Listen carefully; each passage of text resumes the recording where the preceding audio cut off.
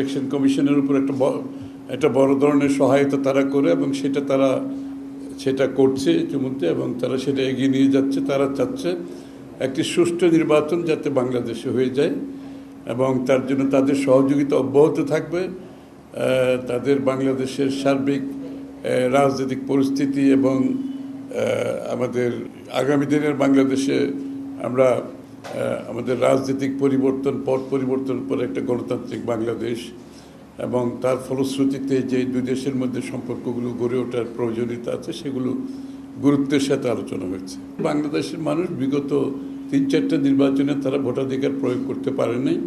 সবাই অধীর আগ্রহে অপেক্ষা করছে, বিশেষ করে নতুন জেনারেশন যারা বয়স 30-এর আশেপাশে, তারা তো ভোটাধিকার মোটেই প্রয়োগ করতে পারে নাই এবং সারা দেশের মানুষ তাদের ভোটাধিকার প্রয়োগ করার জন্য অধীর আগ্রহে অপেক্ষা করছে। সুতরাং আমরা মনে করছি, ওরাও মনে করছে, সবাই আগামী নির্বাচনে ভোটার টার্ন আউট খুবই ভালো হবে।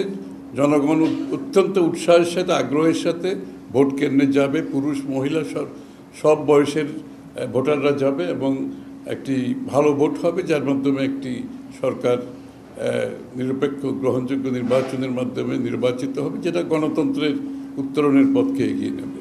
সংস্কারের উদ্যোক্তা হচ্ছে বিএনপি, এখন না, এটা অনেক আগে থেকে বাংলাদেশের সব সংস্কারের উদ্যোক্তা হচ্ছে বিএনপি।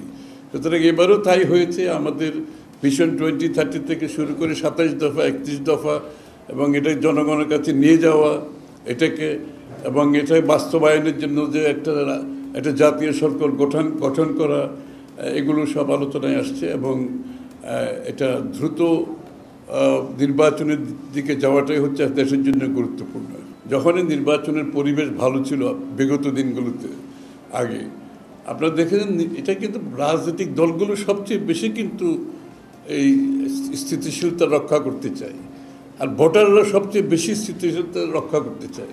সুতরাং এটা কিন্তু পুলিশ আর আইনশৃঙ্খলা বাহিনীর বাইরেও বাংলাদেশের রাজনৈতিক ক্ষেত্রটা এমন যে ভোটাররা এবং রাজনৈতিক দলগুলো চায় একটা স্থিতিশীল অবস্থায় থাকুক এবং সুশৃঙ্খলভাবে একটা নির্বাচন হোক, যেটার জন্য সবাই ক্রেডিট নিতে চায়। সুতরাং এই জন্য এই বিষয়ে কারো কোনো শঙ্কা থাকার কোনো কারণ নেই।